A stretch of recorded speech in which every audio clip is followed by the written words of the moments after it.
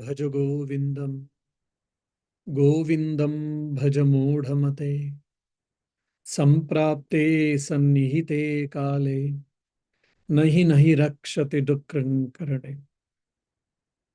O fool, seek the Lord, seek the Lord. When the death approaches you, no grammar will come and help.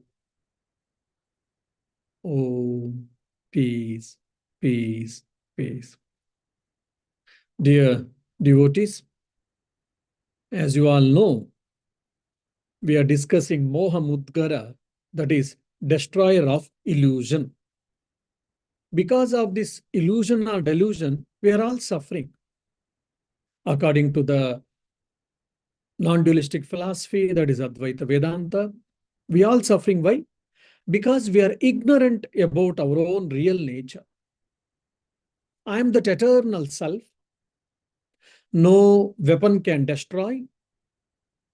No sunlight or fire can burn me, or sunlight cannot dry me. Water cannot wet me wet. Basically, I am the subject, never the object. And I don't neither have a birth nor the death. This is my real nature. But unfortunately, I am thinking that I am sometimes body, sometimes mind, sometimes thoughts, sometimes emotions, or sometimes objects. I am getting attached to any one of them or all of them, and I am suffering. So the Advaita Vedanta is helping us to contemplate, to do the self-analysis, and it is asking us to go to the root of the problem. What is the problem? Problem is what? Our suffering, our pain, our unhappiness, or whatever. So there are superficial techniques. So now Advaita Vedanta is not interested in all of them. It is interested in the root cause. Just like there is a root for any tree. There are so many branches for a huge tree, for an example. And when you chop the branches, slowly, again they grow. Again we chop them. Again they grow. Then if you remove the root, then it can't grow at all. So the Advaita Vedanta is trying to find out the root cause for all our problems. So Advaita Vedanta says that it is because of ignorance of my own nature. That is, I have forgotten my real nature. So from the Gnana point of view, from the path of knowledge, they're asking us to seek yourself. Know who are you and try to experience it. Or from the point of devotion, from the path of bhakti point of view, if you say, it is seek the Lord, seek the Supreme Self. Why? I am his son or daughter, I am part of him, or I am that. So the Acharya, the teacher here, out of compassion that people are simply, they're wasting their time in the mundane affairs or in the trivial matters, and they're wasting their precious life. So out of compassion, out of mercy, in the Sanskrit verse, poetry form, he's telling, okay, just try to analyze your life. What is eternal and what is ephemeral? What is right and what is wrong? And what is really productive and what is really blessed and what is not. So don't get confused. And we have seen already around 11 verses, different analysis. So the first verse itself, the author says, seek the Lord. Why? That is the way out to live happily at all times. Situations may not change. Again, this is very important. People may not change in and around, but I will not be disturbed. I will not be perturbed. Buddha was with full of enlightened man. He was with full of happiness. Does it mean that during Buddha's time or in Buddha's life, was there no problem? Yes, problems were there. One of his own disciple, he tried to kill him. out of jealousy and out of petty egos, you see. But Buddha was unperturbed. This can be one of the greatest examples. So all the great people, they suffered and they struggled and they faced a lot of problems than us, but they didn't suffer. They faced it and they transcended it. But whereas when the problems come, we suffer instead of struggling.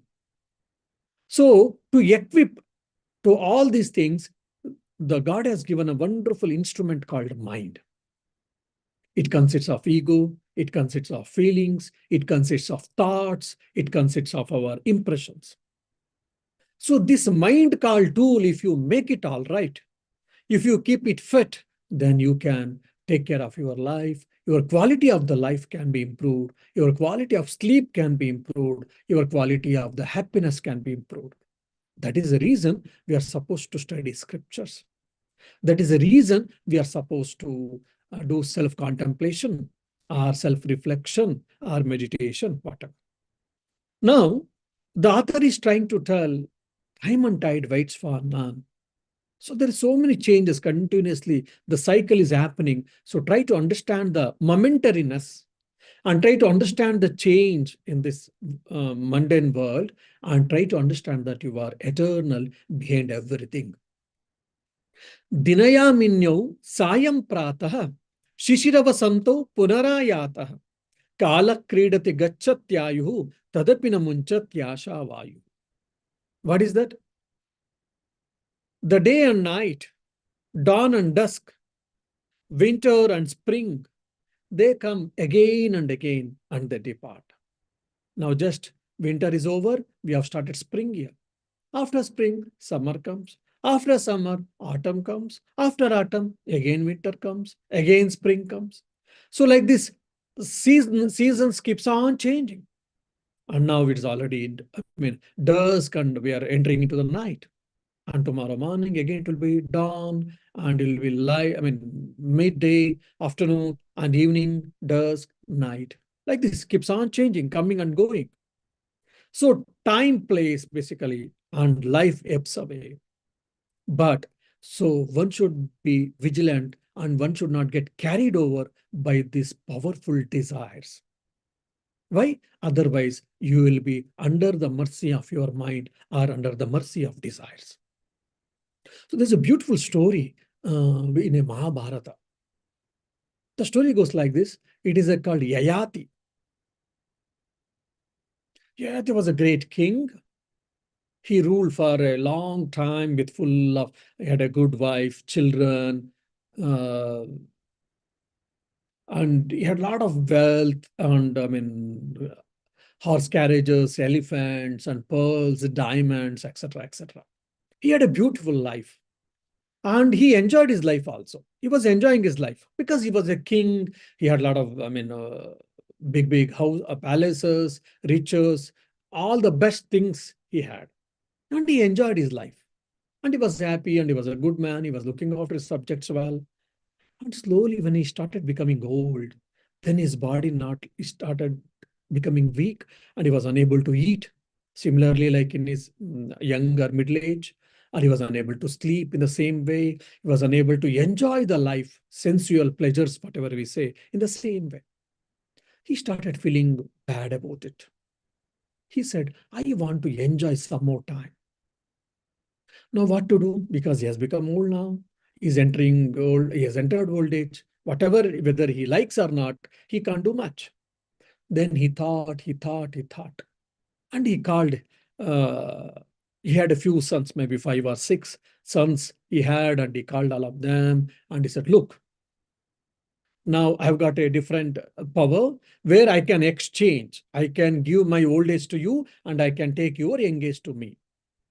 So whoever gives your young age to me, more than half of my empire and all the riches, or even the full empire and riches, I'm going to give.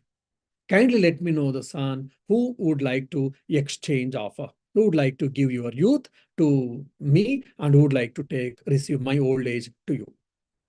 Now imagine, you can become a king. You can enjoy everything if possible, but you can't because you become old. But you may be old man, old body, but you will have that power, position, name, fame, everything. Most of the sons said, Father, we may become king, but body will not support us to enjoy this world. And you have already enjoyed the world, and we are yet to enjoy the world. We are sorry whether we get a empire or not, but we don't want to exchange.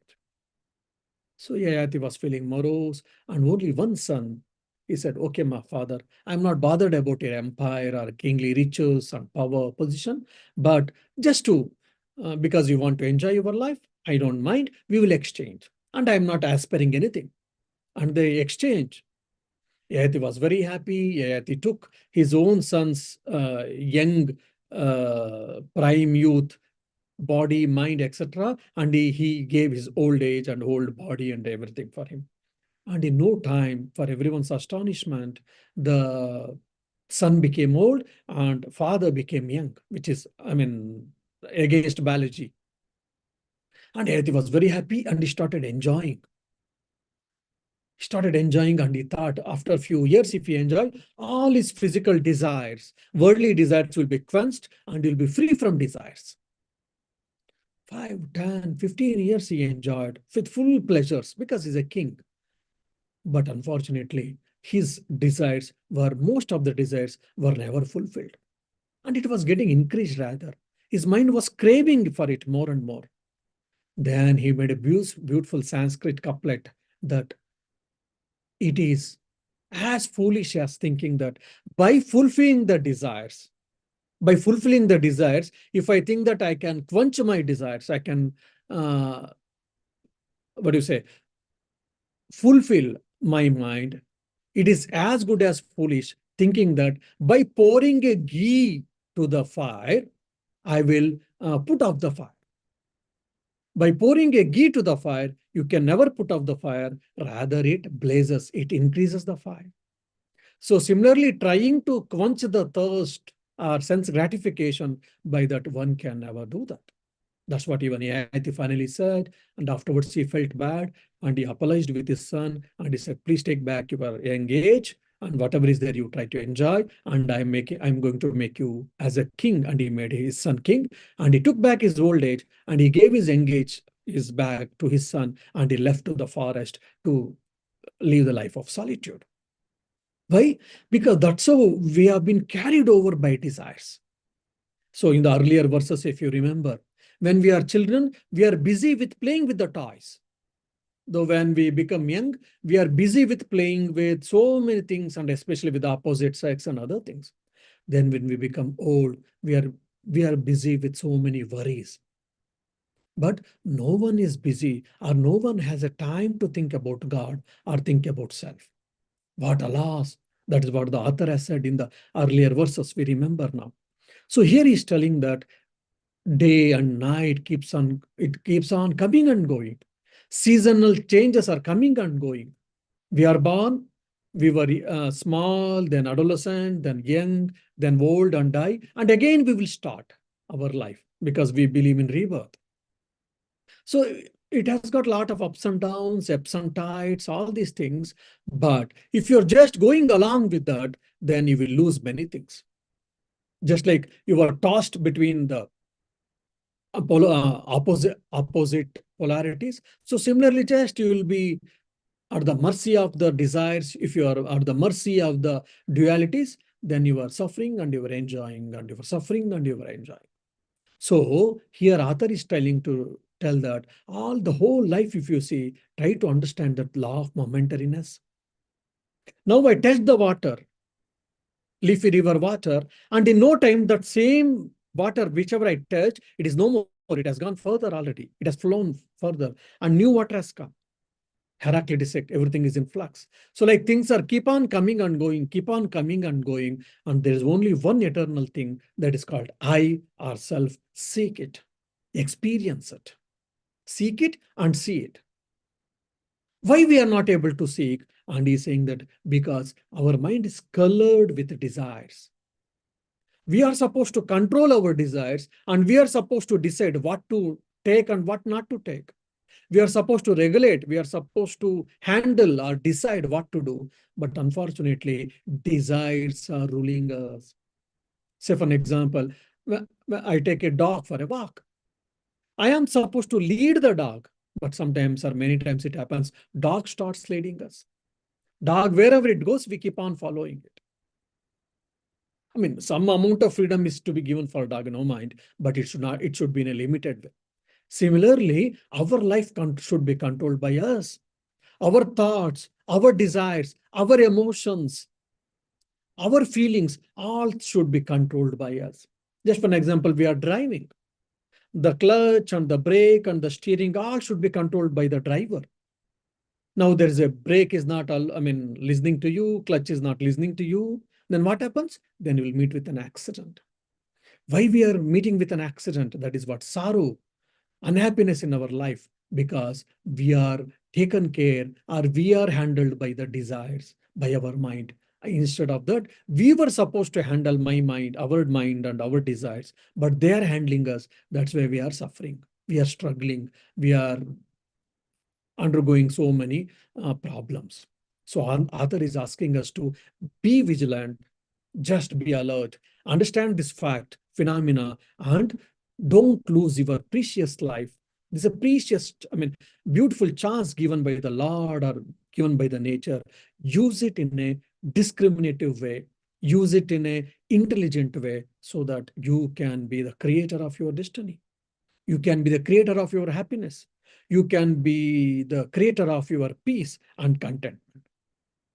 And even the same thing we can see in Nachiketa, who was the just 7 or 8 years young boy, child, we can say. Even he gives a instructions to his old father that, look, sasyamiva jayate, sasyamiva marchate punah. Just like the flowers or the plants, they grow and they die. Similarly, we also grow and die, means this body, but we have to stick on to the truth and we have to follow the truth. See, small boy, age 7 or 8 years, he's telling this great statement to his old father. We are supposed to follow the truth, not anything else.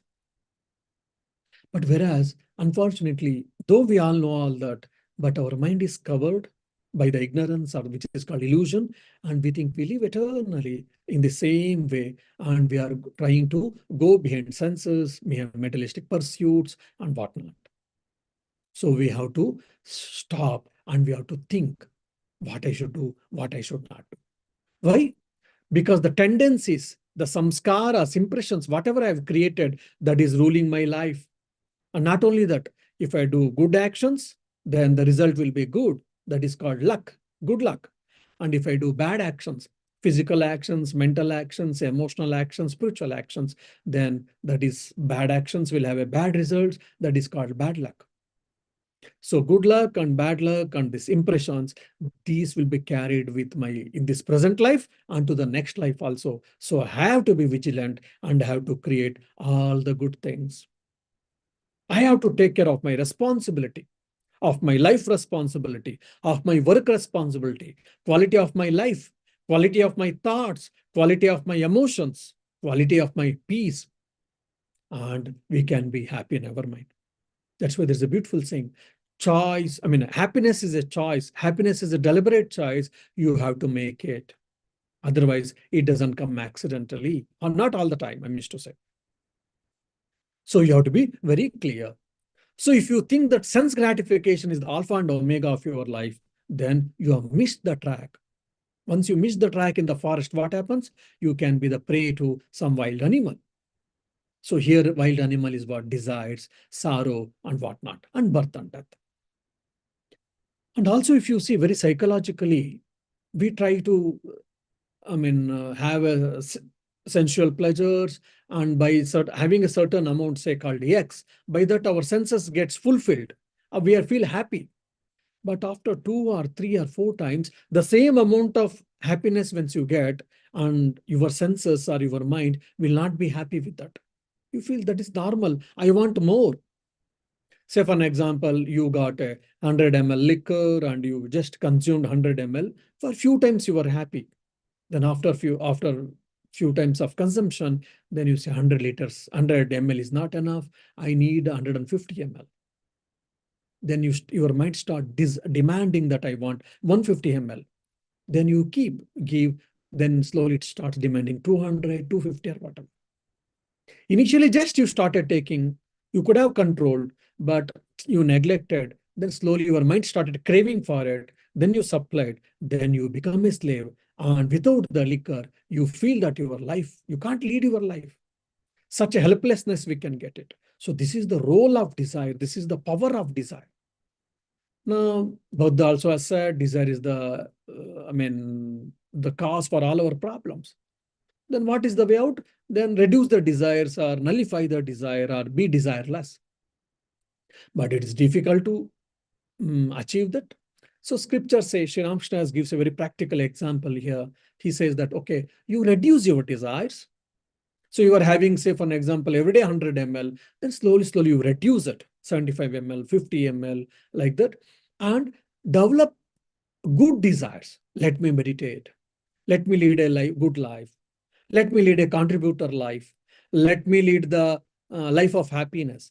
So such type of constructive desires, let me develop more and more, and let me strive to have it. So when you are positively you are having a desires, slowly your negative desires or sense gratification will come down. For example, I will become a good devotee. I will meditate, or I would like to become a great spiritual luminary. I would like to love compassion and peace. So such type of higher desires for higher things, if you start developing, then slowly desires for lower things will reduce. This is what Sri Ramakrishna is saying that. So seek the reality, seek the God. That is what the best desire one can have it. By having the higher desires, lower desires can be conquered. That is what the inner hidden meaning in the 12th verse.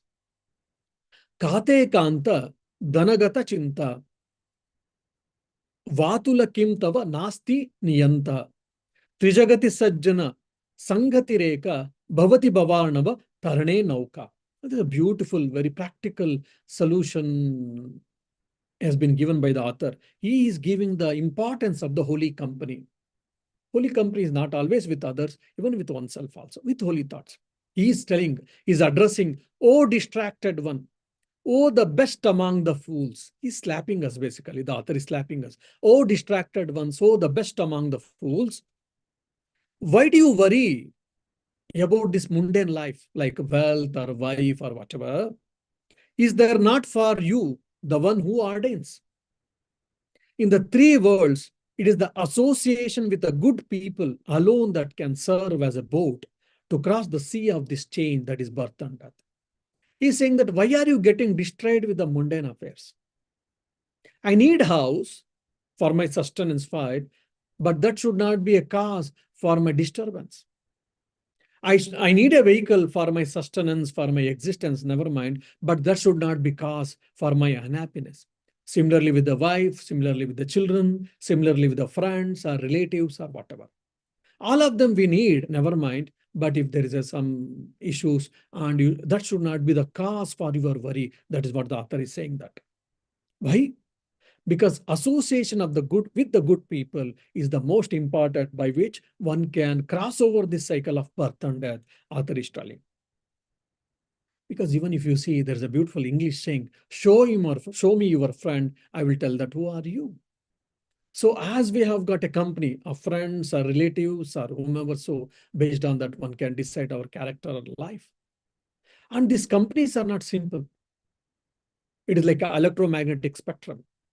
If there's electromagnetic spectrum, you say X-rays, alpha rays, gamma rays, beta rays, all these rays. When in that electromagnetic spectrum, when you leave the X-rays, the X-rays are there, that particular frequency and wavelength, that will be actually black, actually, or bland. Why? Because same frequency. So when we get associated with the holy company, holy people, what happens? Slowly, slowly, we will get holy thoughts. That holy thought slowly will sprout in our mind in the form of desires. That holy desires creates holy thoughts again, more and more. And these holy thoughts will act as a propelling force, like a fuel to do good actions, holy actions, good actions.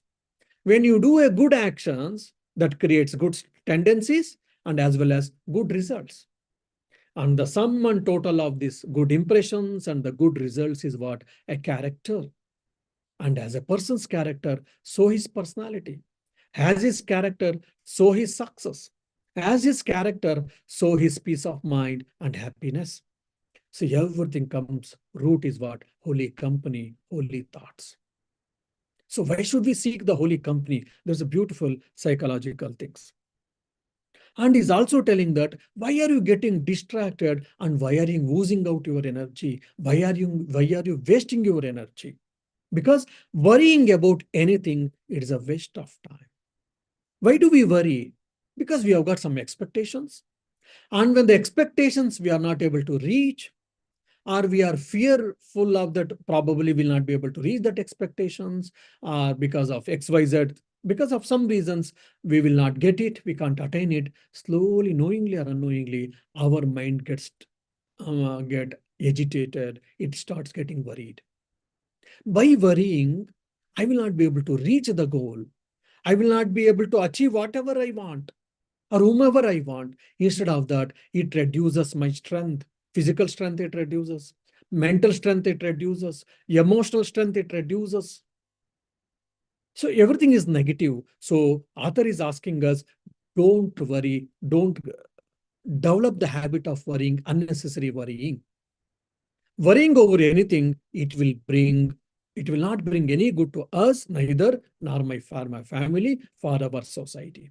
Why? It reduces our energy, it reduces our self-confidence, and not only that, it blurs our thinking. It creates a hazy picture on our mind, for our thought process. We can't think as properly. And not only that, it reduces or it blocks our discriminative faculty, and it also reduces our confidence level, happiness level, peaceful level, and basically our peace gets pieced or our mind gets disturbed. So basically, worry exhausts us. Worry, it weakens us. That is the law of nature.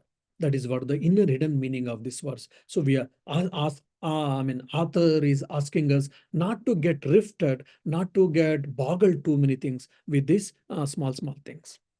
These things comes and goes, comes and goes. That is the nature of the world. Accept it, and you go beyond all these things. That is what the author is trying to tell. How? Seeking the holy company. Sat Sangha, that's what the author is telling. Sat means what? Sat means good one. Sangha is what? The company. So seek the holy company, the people who will help you to uplift your mind, the people who help you to achieve peace, the people who help you to take in a right direction. That's all holy people. And apart from that, holy company is also a holy people. That's externally. Internally also it can be done. Say, for an example, I am alone now in my work or in my home. Now there is no one available for given point of time. Now the author is asking us to seek the holy company. What should I do that? Then you start developing good habits. Or you start encouraging your mind with the good thoughts or holy thoughts. Even that is also holy company. I'm thinking about God. I'm thinking about self. I'm trying to fill my mind with the good thoughts, basically. That is also holy company. So I am having a company with myself, means with the holy thoughts. That is also. That's why it's called Vatula. You are one of the best among the fool. Why? You are wasting your life for these trivial matters, and you are wasting your energy, and you are wasting this precious life. And even you can see a beautiful story which comes in the life of in the Vibhishana, in the Ramayana basically. Vibhishana, he was the younger brother of the Ravana. Ravana was a demon, basically we all know that. Now, Vibhishana at some point of time, he told to his brother, elder brother uh, with a gut feeling that whatever you are doing, you are wrong. Please don't do that. For that, Vibhishana was put down, he was dashed into the ground, and in the whole meeting in front of everyone, ministers and commanders and officers, so Vibhishana was put down and he was kicked out basically. But Vibhishana came and he took refuge on the feet of Rama, that is Lord. What happened? Ravana died, and the people who supported Ravana, all of them they died. But because Vibhishana saw the holy company, like where Rama's company, as a result, he survived.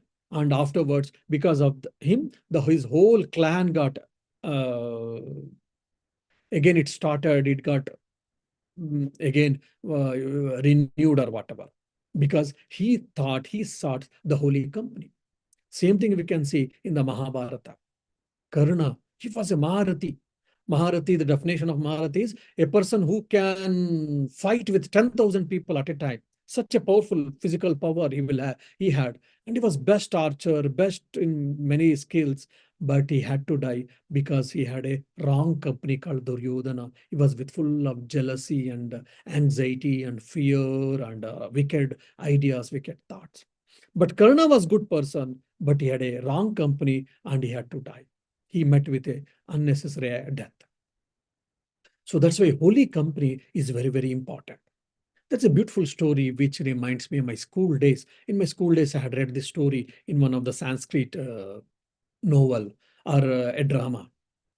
The story goes like this. There were two parrots, and mother was chased and mother was killed by hunter. As a result, these two, parrots started flying, and one parrot stuck with the hunter, and the other parrot went to the hermit and it started staying with the sage. Now, both these parrots, young parrots, came from same mother or father. Parents died, never mind. And these parrots started growing. One under the butcher, one under the sage. Now, every day the sage, he was repeating mantrams, he was meditating, and he was talking good things with his disciples, and etc. etc. So the parrot also started hearing, and parrot also started repeating mantras and all good things. And whenever people comes, the parrot was able to talk. Oh, please come, welcome, Hari Om, how are you? All these things. Whereas the parrot which was grown in the butcher's house, the butcher was saying, kill that goat, catch that goat, kill it and butcher it, whatever. And he used to use all slang words and bad words, foul language, all these things. The parrot also heard, keep on hearing that, and parrot also developed that all foul language, bad language. If anyone comes, it used to use very bad language, it seems. After some time, after a few years, both the parrots met each other. And they recognized that we were brothers. But the parrot which was grown in the sage house, it so nicely, happily, peacefully, and with all good etiquettes, it was addressing the other parrot. And the parrot which was grown in the butcher's house, with all the foul language, with the indecent way, it was addressing the other parrot. And the people observed this, they were startled. Both parrots come from the same family, from the same father and mother, but because they grew in a different atmosphere, how change has come.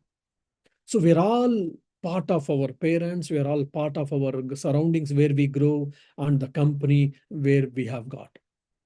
This all, yes, understandable, but we have to understand this and we have to seek the holy company. We have to seek the holy thoughts and we have to practice as much as possible. Then what happens? Then you can uplift your life, uplift your mind, and you can be the contributor personality. You can lead the life of happiness. That is what we can say. Now here, this 12 verses has been written or given by the author in a virginal form. That's why it is called Dvadasha Manjarika Stotra. Stotra means any hymn. Dvadasha Manjarika means it is a 12 flowers. Like there's a beautiful bouquet. Bouquet has got a 12 flowers or 12 rose stakes or a jarbara or anything. So like this, there is a beautiful bouquet called Moha Mudgara in the 12 flowers, which was given by originally by the author. That is called 12 flowered bouquet or whatever meaning. So according to the tradition, these are the 12 virginal verses which gave by the author for the upliftment of the humanity. And of course, in different publications, there are a few changes, like one verse will be other side, other. That's okay. This is all Sanskrit grammar point of view. And afterwards, now 14 verses are there. These 14 verses, according to the legend or the tradition, so when Shankaracharya, the philosopher, when he was traveling in the oldest city, which is called Kashi or Banaras, he was surrounded with a 14 disciples, it seems. And all of them were intelligent and wise because of the holy association of the Shankaracharya, and they knew Sanskrit also. So when the disciples heard these 12 verses from his guru, teacher, they also got inspired from this ancient wisdom, beautiful wisdom. And everyone started, after hearing, they got inspired, and they started, everyone instantly, they constructed a verse, and they also said, like that, 14 disciples, they each of them constructed one verse, and they shared their view, shared their idea in front of their teacher or Guru Shankaracharya. Shankaracharya was pleased by his guru, I mean, by his disciples' wisdom and instant capacity or whatever. Mm.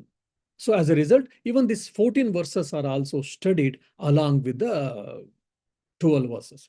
Now, these 14 verses are very interesting. So let us try to understand and study in the next class, in the next week. Om Shanti Shanti Shanti Harihi Om Tat Sat Shri Rama Krishna Arpanamastu. Maybe next week I'll be going to Technology University Dublin. There is a function there. So probably next week we'll not have a Thursday class. Maybe after 15 days once. Thank you.